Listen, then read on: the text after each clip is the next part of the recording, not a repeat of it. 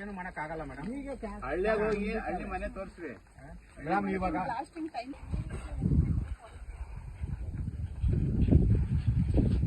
ಒಳ್ಳೆ ಇದಿದೆ ಮೇಡಮ್ ಇಲ್ಲಿ ಎಲ್ಲ.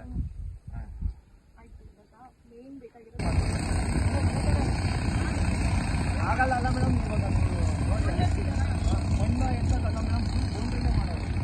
ಬೋರ್ ಮಾಡೋಕ್ಕೆ ಬೋರ್ ಮಾಡ್ಬೋದು. ಯಾಕಂದ್ರೆ ಪಾನಿ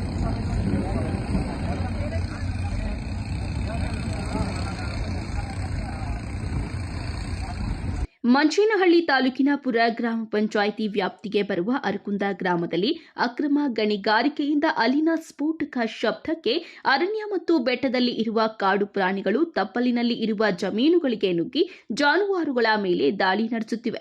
ಇದರಿಂದ ಗ್ರಾಮಸ್ಥರಲ್ಲಿಯೂ ಸಹ ಭಯದ ವಾತಾವರಣ ಉಂಟಾಗಿದೆ.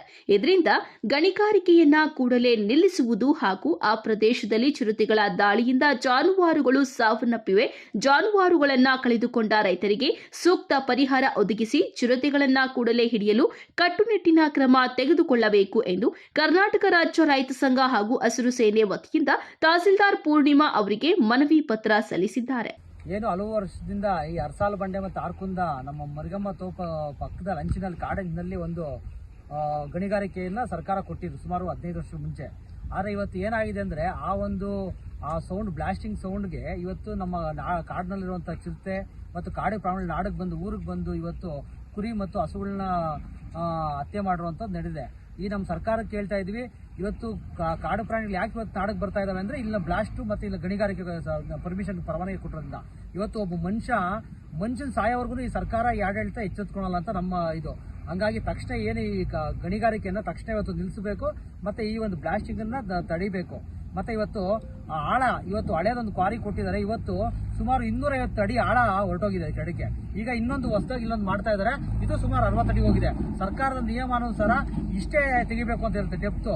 ಇವತ್ತು ಇವ್ರು ಗಣಿಗಾರಿಕೆ ಮಾಡ್ಕೊಂಡು ಹೊರಟೋಗ್ಬಿಡ್ತಾರೆ. ಆದರೆ ಸಾಯೋವರೆಗೂ ಇಲ್ಲಿನ ನಮ್ಮ ಗ್ರಾಮಸ್ಥರು ರೈತರು ಬದುಕುವಂಥ ಜಾಗ ಇದು. ಹಂಗಾಗಿ ಇದನ್ನ ಯಾವುದೇ ಕಾರಣಕ್ಕೂ ಇನ್ನು ತಕ್ಷಣ ಈ ಗಣಿಗಾರಿಕೆ ನಿಲ್ಲಿಸಬೇಕು, ಈ ಧೂಳನ್ನ ಅವಾಯ್ಡ್ ಮಾಡಬೇಕು.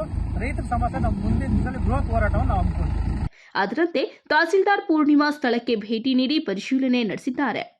ನಂತರ ಮಾತನಾಡಿದ ಅವರು, ಹರಸಲ ಬಂಡೆ ಸಮೀಪ ಕಲ್ಲು ಗಣಿಗಾರಿಕೆ ನಡೆಯುತ್ತಿದ್ದು, ಇದರಿಂದ ಸ್ಥಳೀಯ ರೈತರಿಗೆ ಸಮಸ್ಯೆ ಕುರಿತು ದೂರು ಸಲ್ಲಿಸಿದ್ದಾರೆ.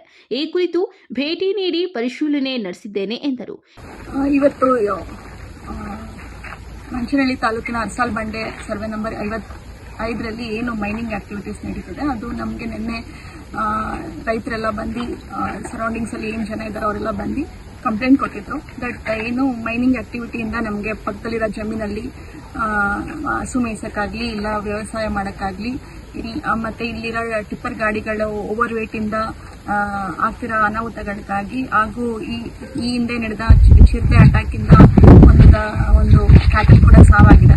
ಸೊ ಈ ಥರ ಸಮಸ್ಯೆಗಳಿಂದ ಸ್ಪಾಟ್ ವಿಸಿಟ್ ಬಂದು ಪರಿಶೀಲನೆ ಮಾಡಿ ಅಂತ ನಮಗೆ ನಿನ್ನೆ ರಿಕ್ವೆಸಿಷನ್ ಲೆಟರ್ ತಾಲೂಕು ಆಫೀಸಲ್ಲಿ ಕೊಟ್ಟಿದ್ದು. ಅದ್ರ ಮೇಲೆ ಇವತ್ತು ಸ್ಪಾಟ್ ವಿಸಿಟ್ ಬಂದಾಗ ಇಲ್ಲಿ ಎಲ್ಲ ಸ್ಪಾಟ್ ವಿಸಿಟ್ ಮಾಡಿದ್ಮೇಲೆ ಏನು ಕಂಡು ಬಂತಂದ್ರೆ ಇದು ಆಲ್ಮೋಸ್ಟ್ ಸ್ವಲ್ಪ ಡಸ್ಟ್ ಜಾಸ್ತಿ ಆಗಿದೆ. ಅದರಿಂದ ಇಲ್ಲಿ ಪಕ್ಕದಲ್ಲಿರೋ ಜಮೀನಲ್ಲಾಗಲಿ ಇಲ್ಲಾಂದ್ರೆ ವ್ಯವಸಾಯ ಮಾಡ್ತಿರೋರ್ಗಾಗಲಿ ಸ್ವಲ್ಪ ತೊಂದರೆಗಳಾಗ್ತಿದೆ. ಮೇ ಬಿ ಅವರು ಸ್ವಲ್ಪ ವೆಟ್ಟಿಂಗ್ ಎಕ್ಸಸೈಸ್ ಮಾಡಬೇಕು, ನೀರು ಹಾಕ್ಸ್ಬೇಕು. ಪ್ಲಸ್ ನೆಕ್ಸ್ಟು ಇಲ್ಲಿ ಏನು forest survey, usually forest boundary fixation ಆಗಿಲ್ಲ, ಫಾರೆಸ್ಟ್ ಸರ್ವೆ ಕೂಡ ಆಗಬೇಕಾಗಿದೆ. ಸೊ ದಟ್ ಫಾರೆಸ್ಟ್ ಎನ್ಕ್ರೋಚ್ಮೆಂಟ್ ಅಂತಾನೂ ಕೂಡ ಕಂಡು ಬಂದಿದೆ. ಸೊ ಅದಕ್ಕೆ ಫಾರೆಸ್ಟ್ ಸರ್ವೆ ಮಾಡಿಸಿ ಅದನ್ನ ಬೌಂಡ್ರಿ ಫಿಕ್ಸೇಷನ್ ಮಾಡಿಸ್ಬೇಕು ಅಂತಾನು ಅನ್ಕೊಂಡಿದೀವಿ. ನೆಕ್ಸ್ಟ್ ಇವಾಗ ಅದನ್ನ ಏನು ಟಾರ್ಪಲ್ ಶೀಟ್ಸ್ ಇದೆ, ಶೀಟ್ಸ್ ಕೂಡ ಹಾಕ್ಬೇಕು. ಸಾರ್ವಜನಿಕರಿಗೆ ತೊಂದರೆ ಆಗದಿರೋ ತರ ಮೈನಿಂಗ್ ಆಕ್ಟಿವಿಟೀಸ್ ಮಾಡಬೇಕಾಗಿದೆ.